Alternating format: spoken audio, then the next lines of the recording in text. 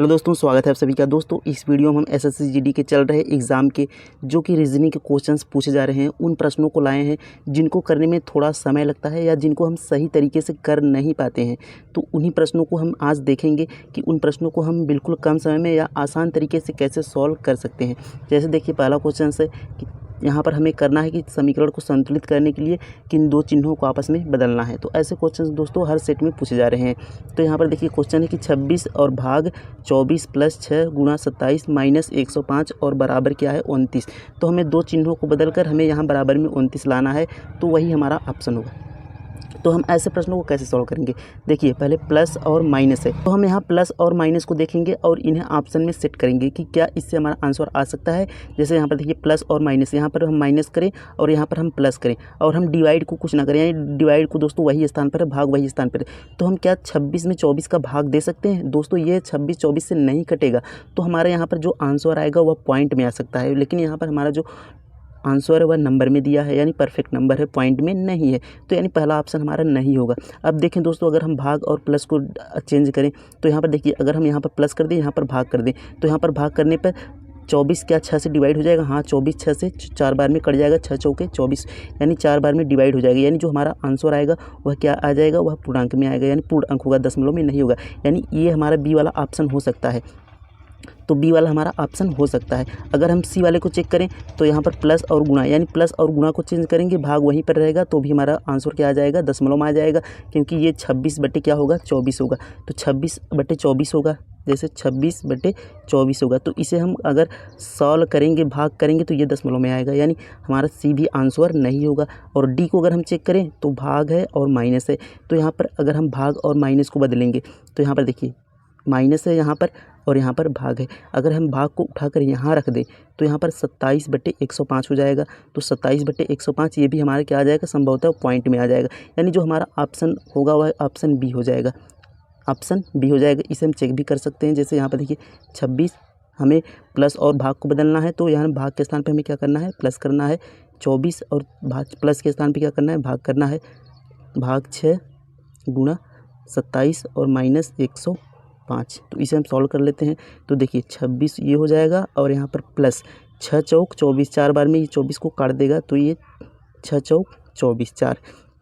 ये आपको सॉल्व करना होता है बोडमॉस रूल से। तो बोडमॉस रूल आपको याद होगा कि भाग गु जोग है, यानी भाग गुणा जोड़ घटाना, इस तरीके से हम सॉल्व करते हैं। तो ये 6 चौक 24 हो जाएगा, यहाँ पर गुणा 27 और माइनस 105 हो जाएगा। अब दोस्तों यहाँ पर हम 27 में अगर 4 का हम गुणा कर दें तो यहाँ पर हम देख लेते हैं 27 गुणा 4, 4 सत्ते 28, 4 दूनी 8 2 10, 108 हो जाएगा। और 108 और 26, इसमें हम दोस्तों अगर हम 26 ऐड कर दें तो ये हमारा हो जाएगा 134। 134 में से अगर हम 5 घटा देंगे तो ये हमारा क्या हो जाएगा? 105 को घटा देंगे तो 29 आ जाएगा। तो 29 हमारा इसका आंसर हो जाएगा, जो कि बराबर हमें दिया है, यानी हमारा ऑप्शन बी सही मैच करेगा। तो इस प्रकार से दोस्तों हमें क्या करना है?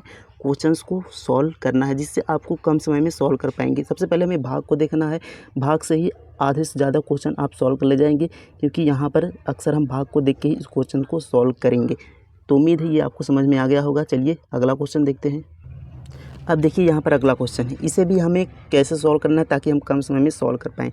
तो सबसे पहले इसे हम सारा जो ये क्वेश्चंस होता है, जैसे यहाँ पर क्यों dot dot T dot dot, इसको हम इसी सीरीज को देखकर यहाँ पर भर सकते हैं, जो कि आसानी से सॉल्व हो जाएंगे।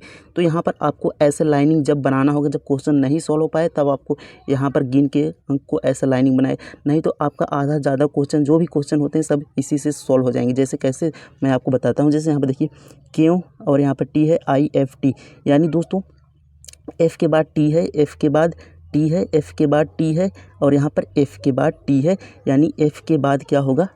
टी होगा। यहाँ पर क्या आ गया? एफ़ आ गया। अब दोस्तों देखिए आई के बाद एफ़ है और यहाँ पर भी आई के बाद एफ़ है, यानी यहाँ पर भी क्या होगा? आई के बाद एफ़ होगा। तो यहाँ पर देखिए क्यों IFT और यहाँ पर क्यों हम लिख दें तो क्यों IFT, यहाँ पर क्यों IFT, क्यों IFT, क्यों IFT, यानी जो सीरीज चल रहा है वह क्यों IFT का। तो यहाँ पर देखिए क्यों आई, तो हमारे ये क्या हो गया? कंप्लीट हो गया। अब दोस्तों देखिए IF क्यों, IF क्यों देखिए किस ऑप्शन में है, तो IF क्यों आई एफ है और डबल क्यू है और आई है, I F double Q I और लास्ट में भी आई, यानी ऑप्शन बी दोस्तों हमारा इसका मैच कर रहा है, ऑप्शन बी इसका आंसर हो जाएगा। तो इस प्रकार से दोस्तों इस सीरीज को हमें सॉल्व करना है। तो चलिए अगला क्वेश्चन देखते हैं। तो यहाँ पर देखिए नंबर सीरीज का क्वेश्चन है, तो इसे हम देखिए कैसे सॉल्व करेंगे। सबसे पहले हम नंबर को देखेंगे, क्या बहुत तेज़ी से नंबर बढ़ रहे हैं।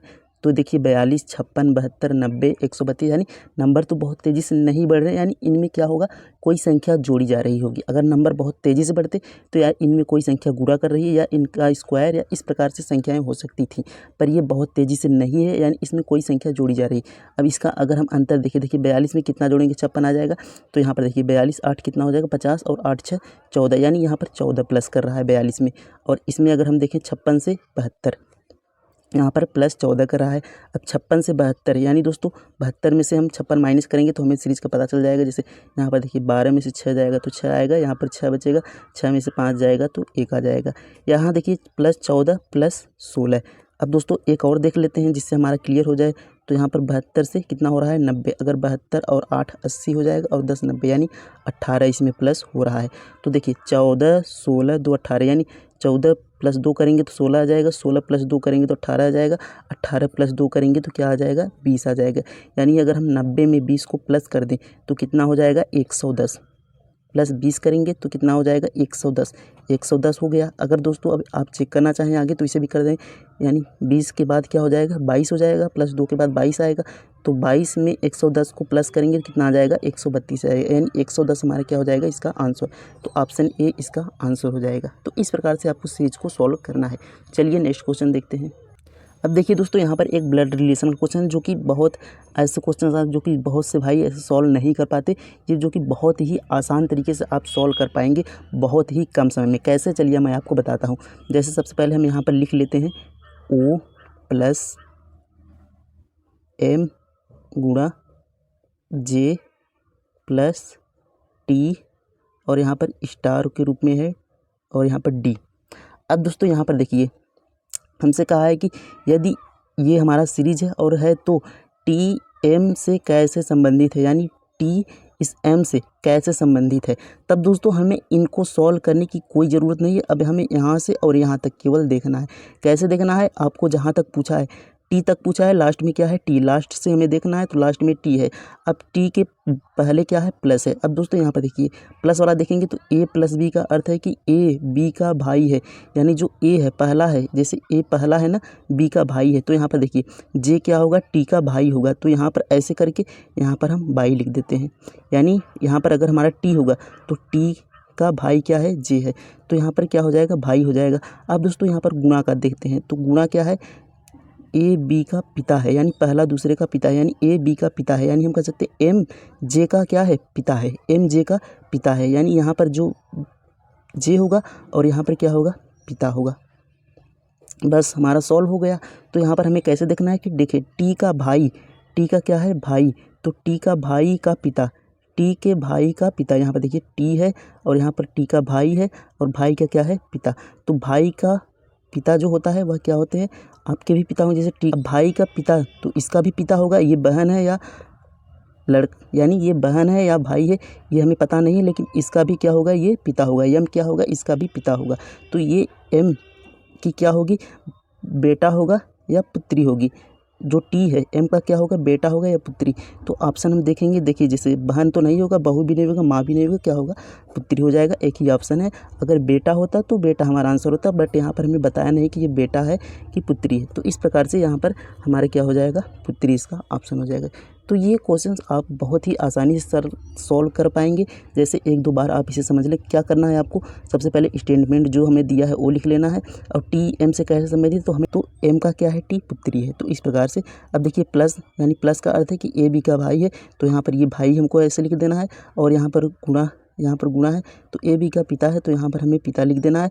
अब देखिए इसका भाई है और भाई का पिता ही होंगे, और ये हमें मालूम नहीं कि भाई है कि बहन है, यानी मेल है फीमेल है। तो इस प्रकार से यहाँ पर जो ऑप्शन है वो हमें लगाना है। तो पुत्री एक ही ऑप्शन था, वो हमारा आंसर हो जाएगा। तो उम्मीद है दोस्तों ये सारे क्वेश्चंस आपको अच्छे से समझ में आ गए होंगे, और उम्मीद है आगे से आप इन सब प्रश्नों में बहुत ही कम समय में सॉल्व कर पाएंगे।